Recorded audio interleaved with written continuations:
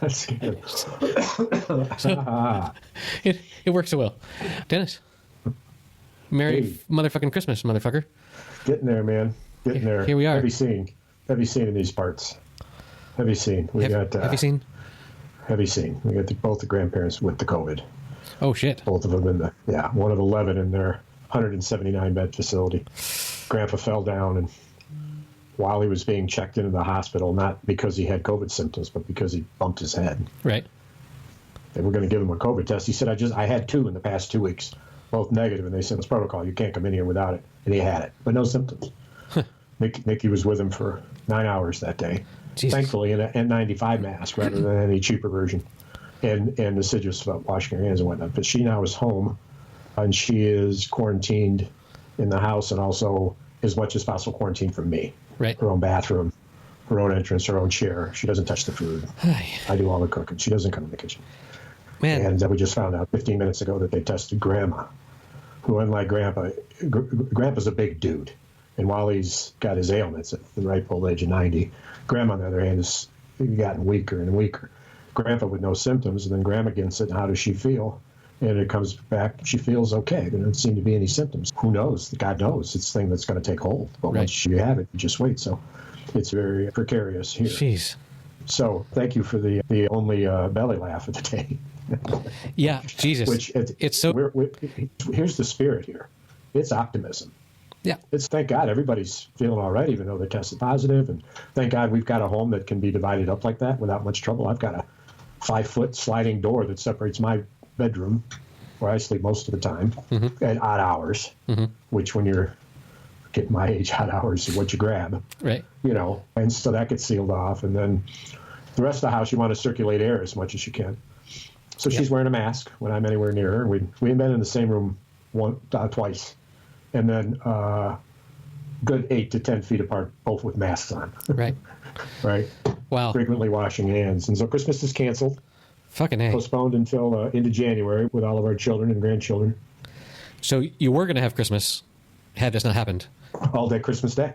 With everybody but Grandpa and Grandma. Grandpa and Grandma at one point were going to come over here on the 26th because the facility had opened up a bit, as many had done. And people could come and go. They did that for a couple of weeks, and guess what happened? Yeah. Surprise, surprise. And so we're thinking I think they're following guidelines. Of course, they have no choice, and the guidelines are also concerned about all the economic factors, everything else. Who the fuck knows what the standards are? But we're just so, today I went out and decorated the outside of the house now that I know that Christmas I've got weeks before Christmas now. You know what I'm saying? When I give a shit about the decorations. And we had such a big house from our last home in the Stewart neighborhood here that I have outdoor decorations for a Victorian, right? Right. Huge whole front house is a porch with woodwork up above near the ceiling, and all of that was greenery up and down along the railings and bows and decorations and lights. And so I've got like 10 times what I need in this much smaller, narrower abode. Frontage. But it looks good. I managed to make it. I was going to take a picture of it and send it to you, but time got away from me. Sorry to hear about your close man. There's no crevice that COVID can't slip into. Where my in-laws live, they have numbers so high that they are, I don't think it's mandatory, but they are offering tests to everyone. Like literally anyone that lives in the town can come and take a test. And my in-laws came and took it, and luckily everything came back negative, but it's pretty wild. And today I had to run some errands, and I was in a room with 15 other people, and it was closer for comfort than I would have liked. Everyone wearing a mask, of course, but it's so nerve-wracking. It's just this invisible enemy that you don't know when it will attack you or when it has already attacked you. Well, and the thing is, so now I have it confirmed through the simplest of tracing that my wife was with someone for 9 hours who tested positive. She may or may not, it didn't seem like she was very close to him, though, because she was making certain that she would repeat for him everything that was said, because he's partly deaf. Right. And and he listens to her, and he was upset. So But nonetheless, an N95 mask, if she had a shield, it would have been ever better. She didn't wear gloves, but she said she washed her hands about 10 times. So she's been exposed to somebody who had it, and she's probably been exposed to it. I don't know. He wasn't wearing an N95 mask. If he was answering questions, perhaps he was wearing a paper mask, which has got all sorts of fucking crevices in it. That shit squirts out fucking 4 feet underneath the motherfucking paper mask that's not on. It just squirts out the fucking side like an explosion of fucking disease. You've seen the slow-mo turn the moisture green and watch what it does in slow-mo camera to catch the for a sneeze at least I've seen. Open toilet. Yeah. That when you flush it, the degree that the feces spreads through the bathroom is proof positive why you should not store your toothbrush outside in the bathroom in one of those little stands with holes in it, because when you do, unless you cover your toilet every time you flush it, that stuff is on your toothbrush because it jumps 3 feet. It's amazing. There's some level of particles. There's some level of fecal matter that you can live in my mouth all the time. Well, let's not go there, shall we? They're trace elements. Shit comes in, shit comes out. I don't know. Anytime you smell a fart, you're also eating one. That's something to remember. We should put that on a fucking T-shirt. On the front of it, remember, in big flourishy Gaelic kind of word, big enough for people to see and know that on the back will be the true message, and that's what it would be on the back. If you smell a fart, there is shit in your lungs. When you smell a fart, you're eating it too. There you go. All in every word capitalized. Yeah, of course. You've heard of sweet and sour and umami, but fart is also there. It's like it's another flavor, man. What did you say? Sweet and sour what? Tsunami? Maynard? Are you with me, Maynard? Who? What? Hey, you're beginning to look a lot like Ed Sheeran. He's taken a sabbatical. He's off. He's got some lovely shit, doesn't he? The other day I heard a podcast interview with Shawn Mendes, who I suspect you won't know because he's not as big as Ed Sheeran. I know. But he, as a teenager, became super famous and has some interesting stories about meeting and dealing with and collaborating with Justin Bieber and Ed Sheeran. And he says that Ed Sheeran Sean says he's always drawn to these people that somehow manage to manage their fame and still be a human. And that is really difficult. And he points to Ed Sheeran as someone that has done a pretty good job of that, where Ed Sheeran told him, look, release an album, do a year of touring, and then take a whole fucking year off where you don't do a goddamn thing. And enjoy yourself and the money and go to commune with nature and to find yourself again so that you can then produce another thing. And Shawn Mendes said that sounds like great advice, but he hasn't done it yet. He's always not taking a break. So the reason that I know about exactly what you're talking about is that just today he cut a song called Afterglow, and you can imagine in the first verse exactly where he was and what was happening when this song came to him. And there's a couple things I want you to think about. You could find it. We could play it real quick and talk about it if you wanted. I'm in no hurry this evening. But besides the language, the storyline, the poetry, I want you to consider, as you will, the immediate vocal electronics on his vocals as the song opens in particular. And why don't you go ahead and play that? We'll talk about it on the other side. Okay, here we go. Afterglow by Ed Sheeran, which I will not include because I upload these to YouTube, and YouTube does not like that. I need glasses and more bangs, and I'm but you got the facial hair and the bone and cheek structure to get near him. At any rate, I'm going to play this. Give me 3 minutes. Sure. That's a long time. Am I not going to be able to hear it when you play it? No. Entertain yourself. We'll put it on the chat. Put it on the chat, you lazy fuck. Whoa. Okay. I listened to 20 seconds, and I definitely get your electronics voice thing. And here's my broader point, now that you've caught that particular thing. One of the reasons it's jarring is because it's in contradiction to the frame opening with a little country scene and him walking into it quite casually and sitting down and playing. The last thing you expect is for him to have a fucking synthesizer, echo chamber in his voice, which frankly, because his voice is so pretty, it's pretty no matter which way you hear it. But it wasn't long before I wished I wasn't hearing that electronification. Electronification was letting me down. Fuck, now we're gonna have to like edit in some interesting effect to what you're just saying. God damn it. Extra work. See? How's that? That was pure. That was pure analog. I did that with my lips, man. Indeed. Indeed. So I brined the turkey that was thawing when the news came that Christmas would be weeks away, and so I'm gonna go ahead and cook it. I'm gonna eat quite a feast on Christmas Day, and we'll see if my wife can sit in the dining room, perhaps, and I'll sit in the what we call the cook room that has double sliding doors separating it, and we'll open those and be 12 feet apart, and perhaps take our mask off next year at this time. I must say, you can throw a turkey leg at her. She doesn't eat turkey. Hey, honey, open up. She doesn't eat meat. Oh, well. You don't eat meat? In that case, it's a big turkey all for Dennis. Well, and then packaging for the rest of the family. That and a Christmas ham. And also, depending if I don't eat them between now and then, fresh made Italian sausage. Made by who? But I brine the turkey. So I've got, what I buy now is a regular sized turkey, but nothing's in the package except the two breasts and an extension of the neck. And everything else is gone. And so it's 100% breast white meat is in. So I've got a brine mixture of 7 or 8 spices and a lot of salt and orange peels and all sorts of different things. And now it's saturating in that until I cook it on Christmas morning. And all of that stuff will be absorbed into the meat. And before I cook it, I rub it with a rub that when I spray the top of the turkey before the rub with a fresh spray of oil, and I rub the spices above the skin, but most importantly, I lift the skin of the breasts, slide my hands underneath it, and break with my fingers the membrane that holds that skin to the flesh of the breast. And I like it. I like it. So I take that, I spray it, then I pack it, then I rub it.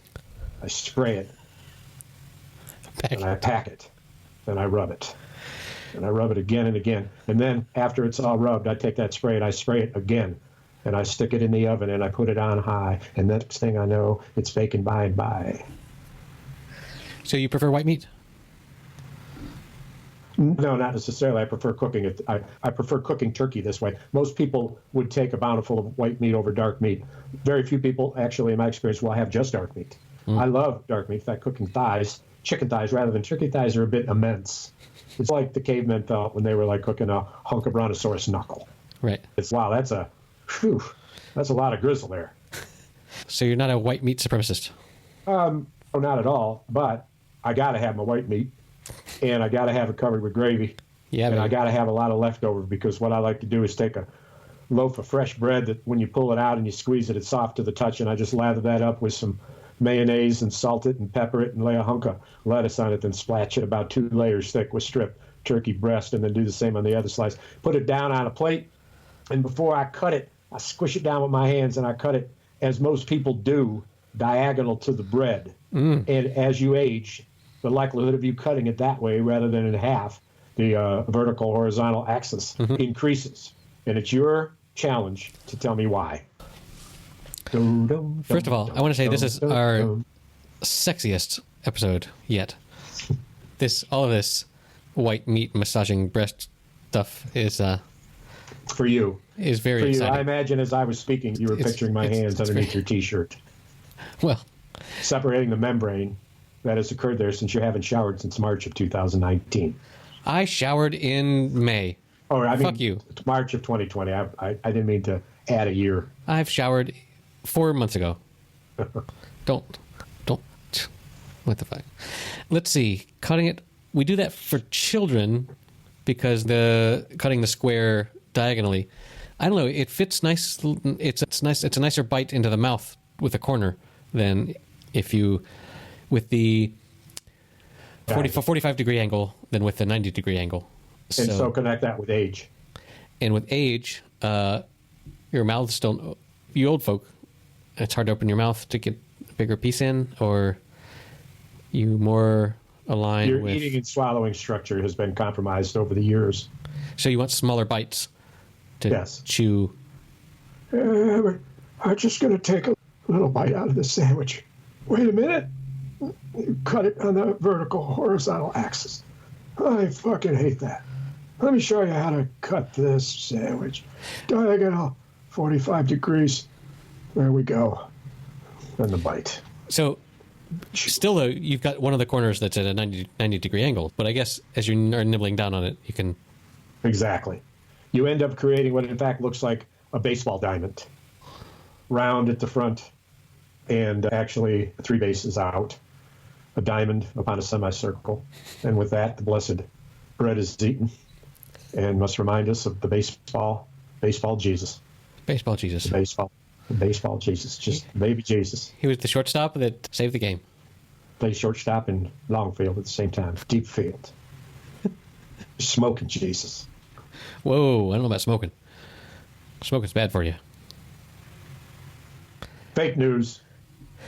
So, I caught a bit of Matt Damon in the lawyer movie, John Grisham movie, where he plays a lawyer with the insurance company who won't pay for the treatment of a lung diseased yes, customer.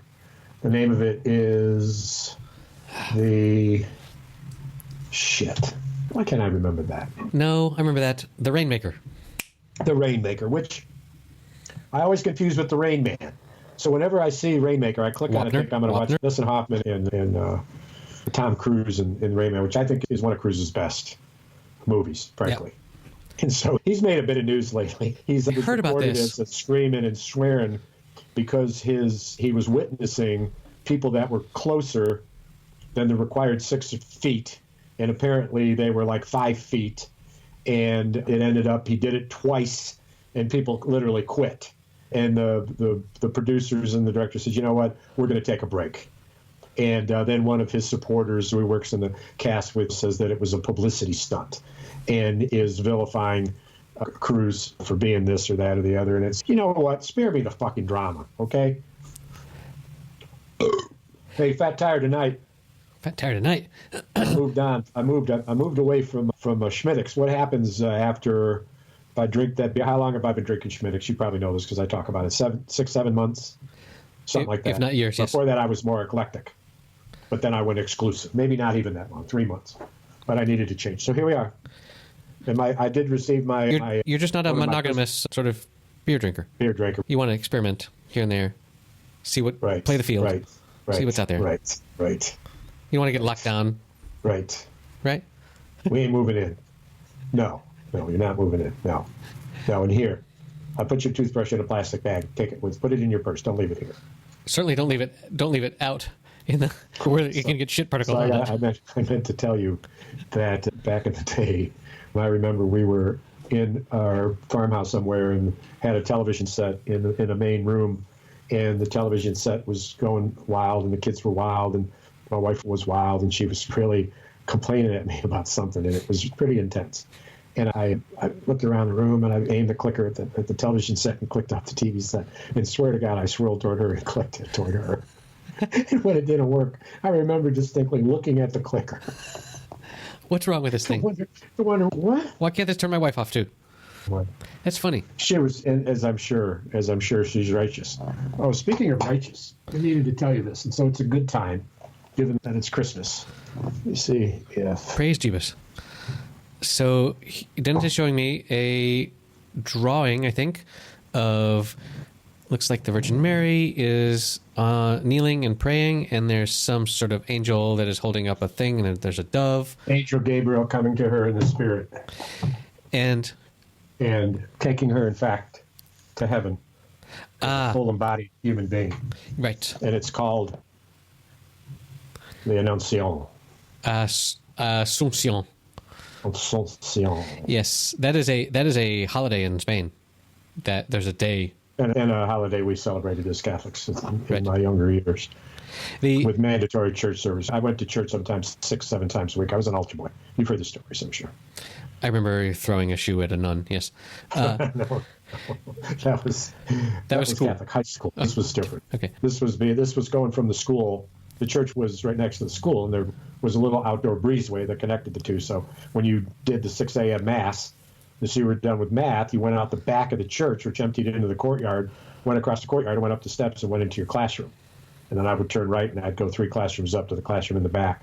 And at this particular classroom, there was a pillar that held up the 24-foot ceiling to a certain degree, but it was mostly because the room was so immense with 16-foot high windows from ceiling down to waist high, 2 walls of the classroom, the other wall being blackboard, and then the other wall being where the entrance is. And in order to get into one of these classrooms like this that look exactly as I'm describing it, first floor and then above it on the second floor, the floor was different. And so when you came from the hallway up into the classroom on the second floor, you walked up 3 stairs. And there were these railings on the side, and then you walked into a room that was just as big as the one downstairs with a big pillar in the middle of it. One year, there was this girl who was always in trouble, and her name was Charlene, and she was in a desk, and because she was acting up, she was taken from the 36 desks, which were filled with only 18 students. There was probably 20 desks, 18 students, a few empty desks, in the center of the room with the pole in play. But on the perimeter toward the door, there was a space that would have been big enough for another 3 rows of chairs and desks. But it was near book cabinets over to the staircase. And so when a student acted up, they were told to move their desk over to that area and separate themselves from the class because they couldn't behave. She was cutting up and distracting other students and doing this. So she moved over there. Well, Charlene continued her aberrant behavior.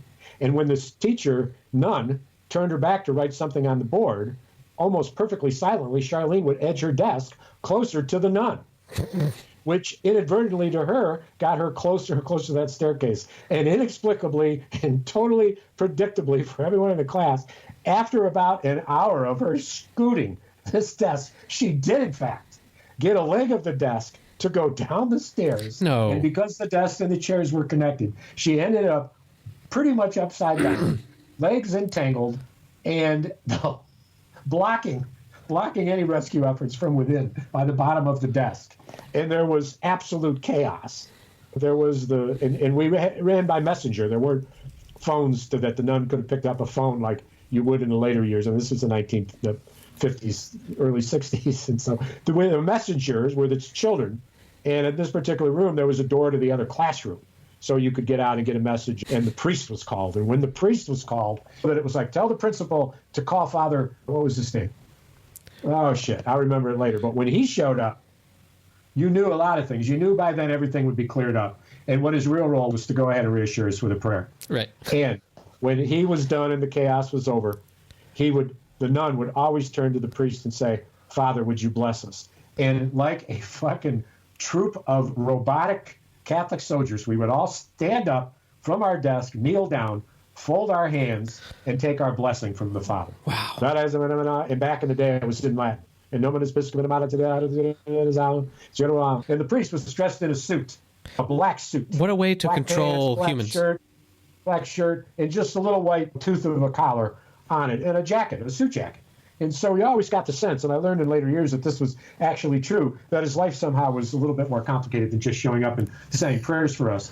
And when it became clear that he was a cigarette smoker, and in that suit, he would be smoking cigarettes and scene, it put him in a completely different light. And then, of course, there was the wine.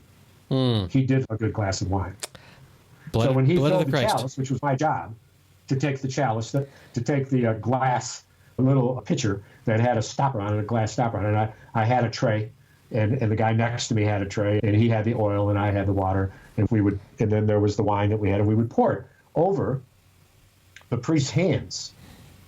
And in his hands, over the chalice, he was holding a wafer, and he was preparing to change that wafer into the transfiguration, into the body of Christ. And our job was to pour the wine there that would transfigure into the blood. Yep. And so the amount of wine that he wanted there, since when he was done with the wafer, he would drink the wine. Man. He would drink the wine, and he would make certain that the rim around the cup was clean, because there were, in fact, particles of what was to become the literal body and blood of our Lord Savior Jesus Christ. And so it was pretty serious shit. But here's the thing. He would say, when you were pouring the wine, he'd say, more wine. We're bringing this all around to the Christmas spirit here. This is nice. I've got a couple stories to tell you. I didn't think that I had any when I was thinking it's another week and I don't have anything to say. But so I can't be entirely certain that my children aren't like listening at the door because they're little nosy little bastards. But for Christmas this year, we are all receiving bicycles. The four of us. Wow. So that is a massive. Thank God you've got a second apartment. My wife and I. Hold on, we're getting there. My wife and I are not cyclists. We don't. You will be. We will be. But no, we can't store it in the other apartment. We've actually bought a garage. Oh. Underneath another apartment building, because the ones under our building are just the shittiest. Like, you can't possibly fit a car in there that was built after 1970. Where do you park your car now? Before the garage, we've been parking it just on the street, which is possible. For years? For years. And the weather, what's the worst of the weather there? The weather is fine. It's not a problem of weather with the car. But a month ago, or several weeks only, we closed the deal on this garage that we've been working on for 6 months, because the company that wanted to sell us the garage, the real estate agent that was between us and the buyer kept asking for more proof that we weren't like laundering money. and you are, after all, an American. And they said, "Where is this money coming from?" And we showed all the proof, and then they dropped the ball, and then 2 months went by, and they said, "We don't have the most recent 3 months of your paychecks, so you need to provide that," because they had taken so fucking long. And so it was a big back and forth. It was a big struggle. And by the end, we were like, look, if they ask us for another fucking piece of paper, they can keep their fucking garage. Yeah, what the fuck? Are you right? But in the end, with me or are you against me? But in the end, they sold it to us. And we're down here at sea level. And anything that's underground, like our garage, there's like humidity problems. And it's damp. And so we bought this thing, and then within 2 days it rained a whole bunch, and a big piece of the wall like just fell off because of humidity, and it was like raining in the fucking garage. And we were like, this well, was in your garage, in your basement, not in our exact building, but in one nearby. And so we were like, fuck. But anyway, we have it. Got the garage. With the intention of both of parking there to increase the longevity of the car, and also for having a place to store things like bicycles. I built a bicycle storage area recently in my shed, and put two 10-foot 2x12s vertical off to the side of the room, so that they look like a striped set of huge boards off from ceiling to floor, and ended up attaching them top and bottom, obviously, and then putting in these enormous hooks so that one bike was stored high.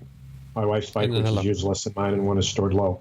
And all the helmets and the gear on that. So it's good. It's 6 foot wide by about 10 feet high, by only about, I'd say, 32 inches deep. So that's the thing. Yeah, there are some really interesting storage mechanisms out there now. And for the past 10 years, Facebook and Instagram have been convinced that I am an avid biker. And so they send you. So they give me all these ads for the cool things that the cool bikers are doing now.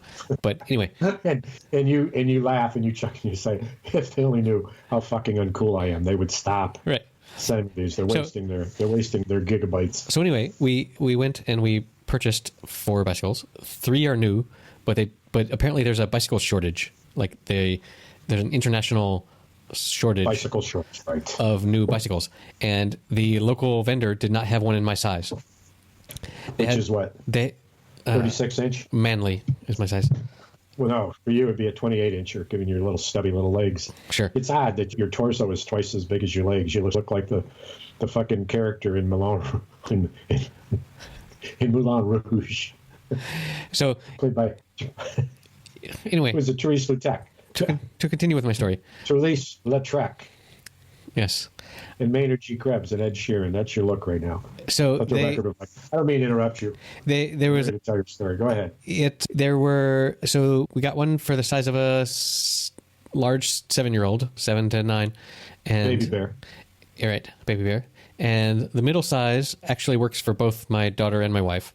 A bear, two mama bears. Yes, and Right. the And Papa Bear. orphans. There were no bicycles for the Papa Bear, but the guy at the bicycle shop said, "Look, let's go into my workshop. There's one that's like really personal to me. It's been my bicycle for a long time. It was my father's bicycle. It was what? I think he said this was my father's bicycle, and okay. and it's been mine for a few years. But let me go look. And this bicycle used to cost like €1,000, but I maybe in these tough times I could give it to you for 200 or something, which was way less than the other ones, the other brand new ones were costing. And so we said, yeah, sure, let's do all that. And €200 is what American? $250. So it's US, huh? $250, yeah, which is pretty cheap for a decent bike. But anyway, Yeah, we paid shit, man. I paid $750 for 2 bikes. right, exactly. So anyway, we chose to buy these, and they will be presented on Christmas morning.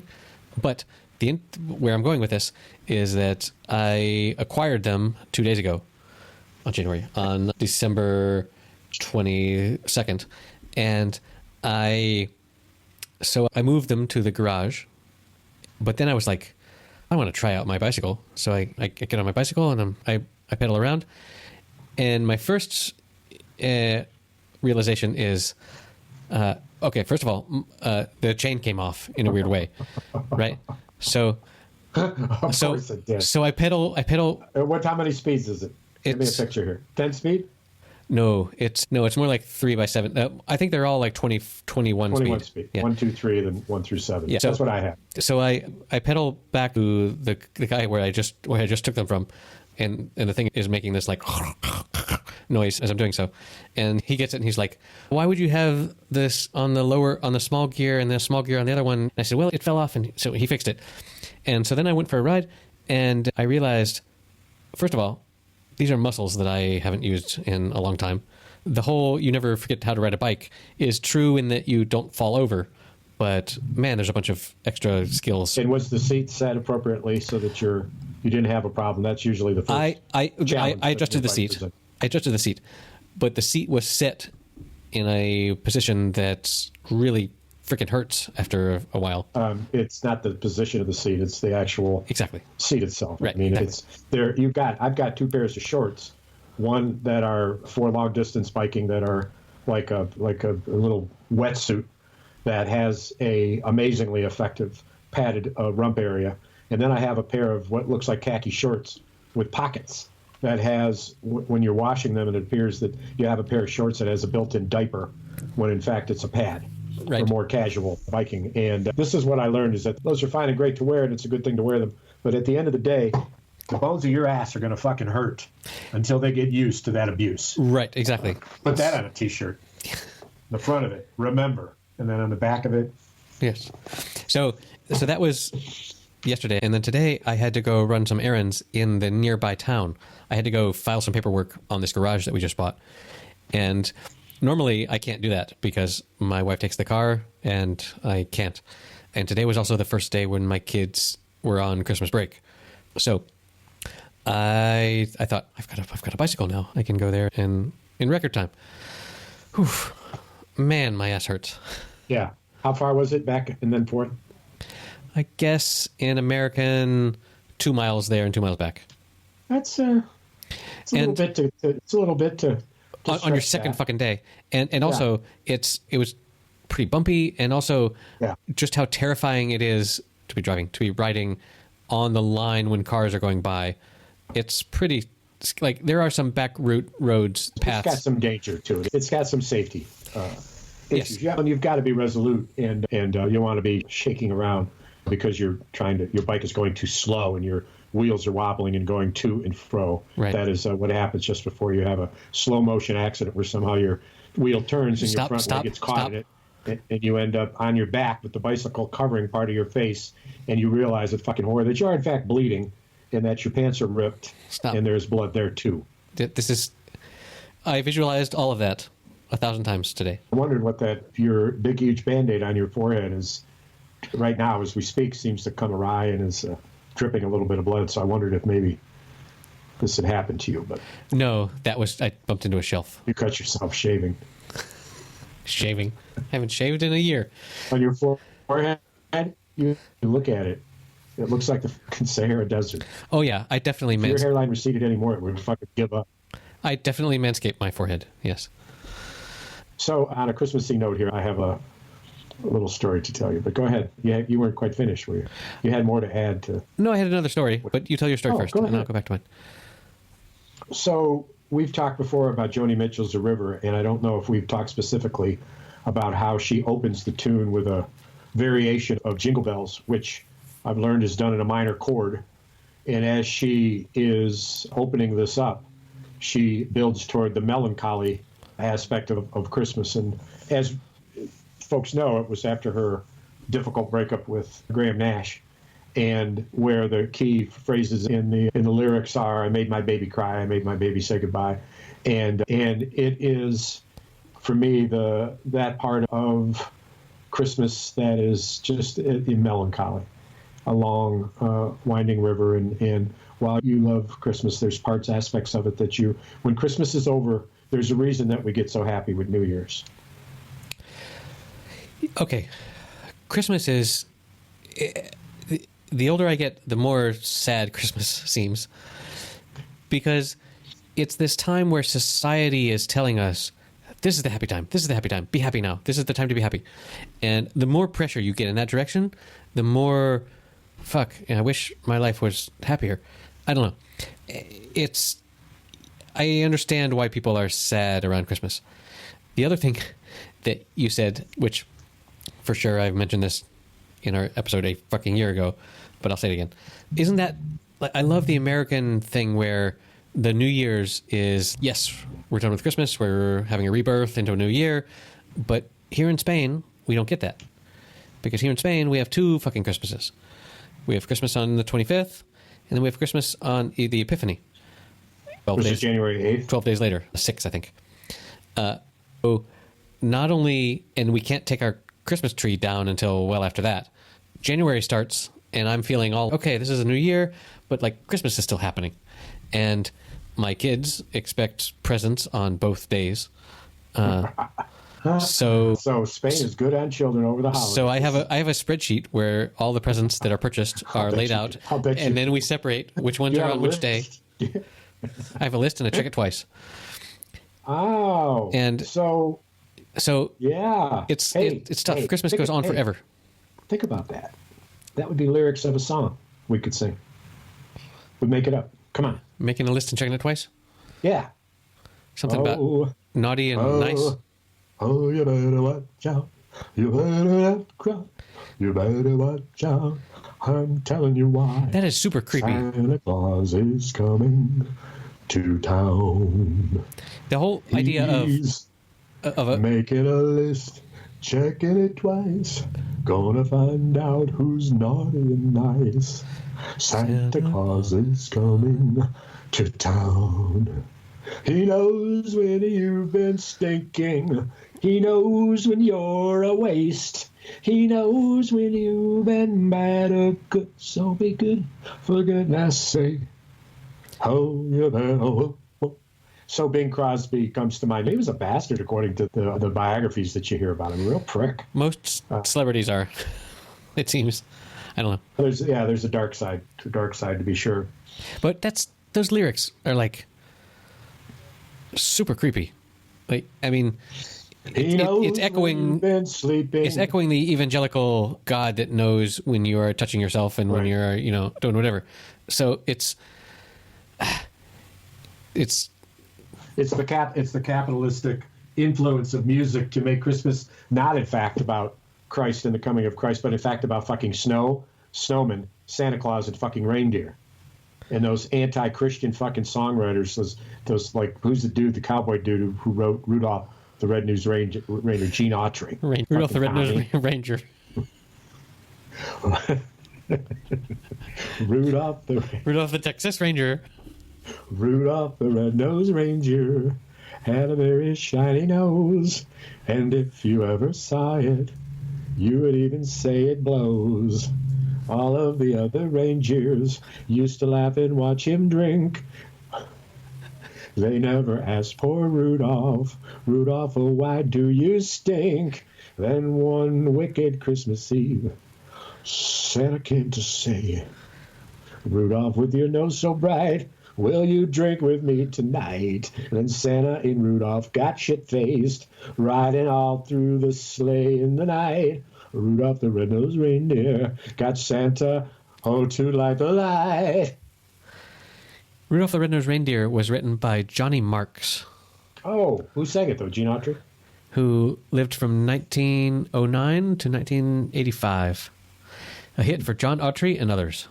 Gene. Gene, yes. Gene, Gene, you're young and alive. That's information for me to digest and think about going in. Wow, Gene Autry died at age 91. Well done. And what other? Go ahead and list it up. What other songs did Gene Autry do? He was quite popular. He was one of the more popular musicians for a little bit of a Gene Autry era. Back in the Saddle Again, At Mail Call Today. And he's still remembered for his Christmas holiday songs. Rudolph the Red-Nosed Mail Reindeer. Call Today. Yeah. What? That's the name of the song? Hold on. Frosty the Snowman and Here Comes Santa Claus. Oh. And up on the housetop. Oh, wow. At Mail Call Today, a song written and recorded by Gene Autry. Yeah, I don't know. Good luck and God bless you wherever you stray. The world for me ended at Mail Call Today. Boy. Ooh, sound like a blues tune. Right? Good luck and God bless you. Wherever you stray. The world for me ended at Mail Call Today. Yes. Wow, it's amazing how much you can make your voice sound like an instrument. It's really, what fucking instrument is it? Like an instrument that's a hunk of wood that you roll a stone over? Is that? Yes, that's my. I've patented this, so no one can copy this. Here's a young soldier opening a Dear John letter at mail call and learning that the girl he loved from back home has left him. His final words reflect the soldier's despair. The world for me ended at mail call today. The world for me ended at mail call today. Yes, the world for me ended. Oh, at mail call today. You've got mail. My baby left me a note. Said she was leaving me. All I know is my darling has finally left. She's left me. Oh, darling, if you leave me, I'll never make it alone. Believe me when I tell you.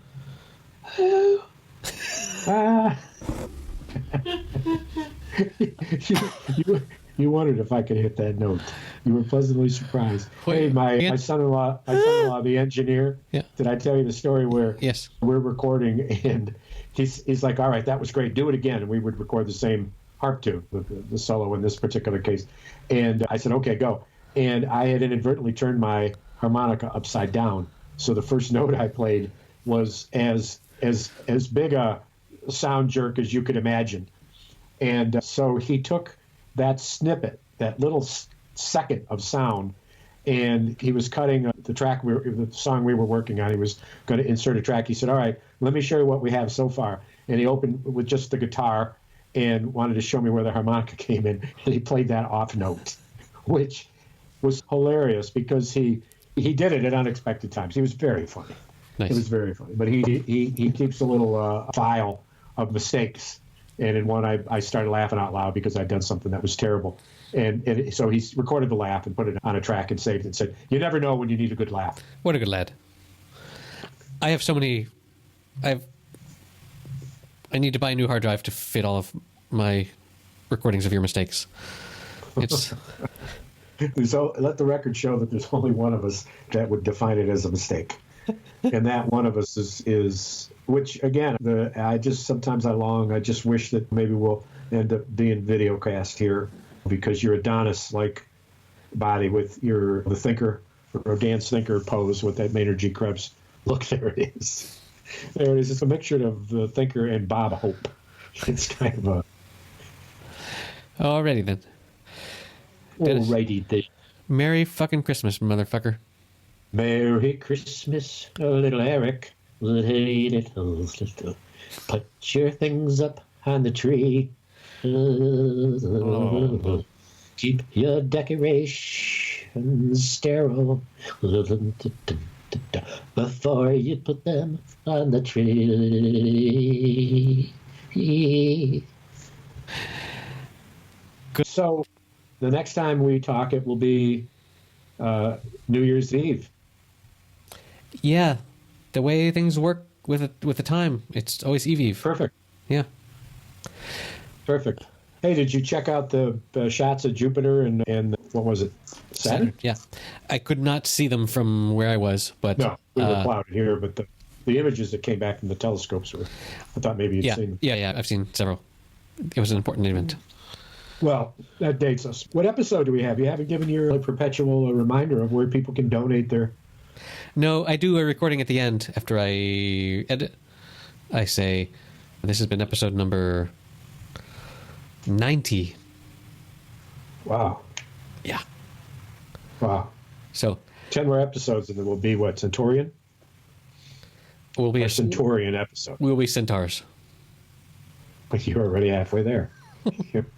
You are. And hey, so I meant to ask you, maybe you got to go, but did you see the tape of the White House where Trump, because he doesn't want to stand in front of reporters, he's being recorded in front of a teleprompter in the White House, and he rants and rants about what the Congress has done, and it's undermined Mitch McConnell, and he's calling for a $2,000 per person check from the federal government as opposed to the $600 that the Republicans just worked out after months and months. He's thrown Mitch McConnell under the bus, and Nancy Pelosi is calling the House together for unanimous consent to increase it from 600 to 2,000. The Democrats in the Senate are doing the same thing, and they're putting Mitch McConnell in the position during the Georgia elections to either be stingy and deny the $2,000 and also oppose the president of the United States. But this is my point, what Trump did. There were two bills. One was the spending bill. And the spending bill, like all spending bills, in this year, like many years, it's always the case, if the spending bill isn't passed by a date certain, there's a government shutdown. People are laid off. They have to go home. It costs us, in the end, hundreds of millions of dollars that we don't have. So it's always quite a motivation to get a spending bill. In the spending bill, it includes, of course, spending items. This is what Trump did. He conflated the two. He conflated the COVID-19 package to help the American people with the budget bill and said that what Congress did was they put in this bill all this stuff about spending to foreign governments and hatcheries and science and all the stuff that you'd expect to see in a government spending bill that is thousands of pages long to keep the government going. And he in this taped speech, conflated the two. But big point is that he demands that Congress amend it, and it has to be vetoed or approved by midnight tonight. And so Trump has thrown everyone under the bus. Yeah. Working for the Democrats, hurting the Georgians, who are now in a quandary. Yeah, it's a shit show. We knew it would be. It is. Well, we couldn't have predicted this. The military of the United States of America, in a joint statement issuing a declaration that the United States military has no role in the election of the incoming president of the United States. That seems totally... Because fucking Trump is talking about putting in the Insurrection Act. And fucking Michael Flynn, pardon, says that under martial law, which has been declared 6 times in the history of the United States, could take the voting machines and essentially run a new election in the battleground states. Pardoned in a meeting in the White House, sitting with the president at his invitation, and it prompted the military leaders of our country to issue a declarative statement with all amounts of serious finality. It's like, no, we what? Won't. We don't. We can't stand back. How can you institute martial law to redo an election? Are you going to take the voters out of their houses with at gunpoint and say go back to the voting booth and vote again? You want to start a list of the countries that have done exactly that have completely taken over by coup d'etats? That's not the same as martial law redoing a vote. Look, one way or the other, it's a fucking coup. Yeah, I It's not know. a military takeover, but certainly. But the point of it is that the idea that it could happen here reminds us that this democracy is only 240 years old, Right. and what can start can end. And the experiment is, interestingly enough, standing strong because our institutions are holding. The Supreme Court has said, "Fuck you." The Attorney General has said, "You know what? I resigned.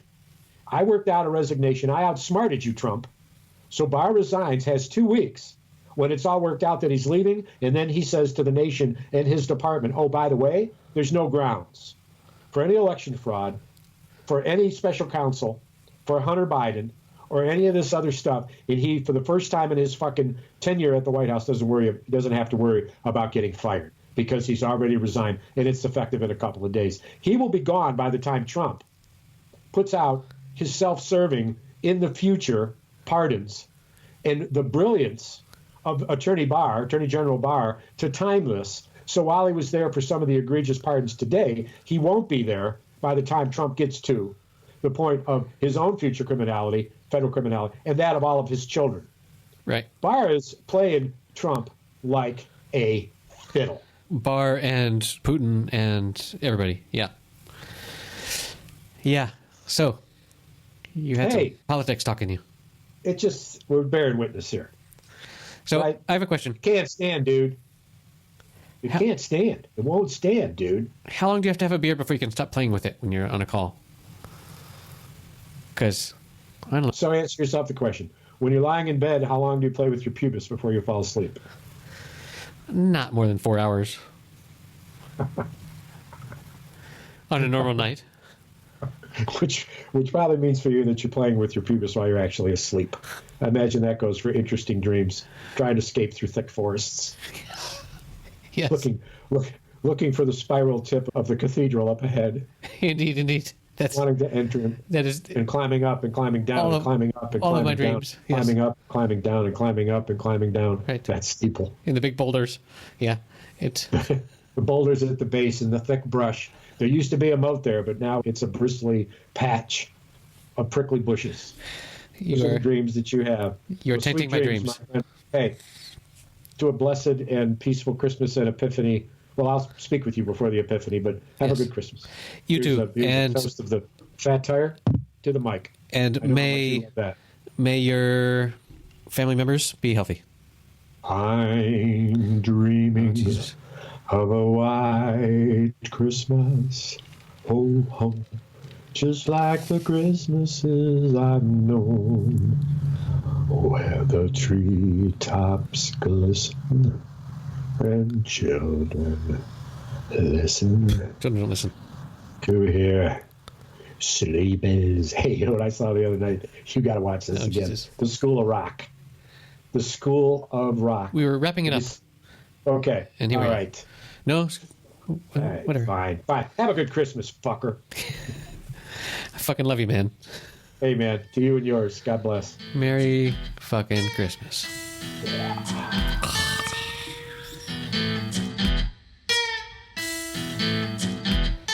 Okay, that does it for episode 90, our Christmas spectacular. You can find the show notes, short as they may be, at happyhour.fm/090. You can help support us, buy us a Christmas present at patreon.com/happyhour. And we hope that your Christmas is good and healthy and merry and lovely, and that your family is all fine. We'll see you next week.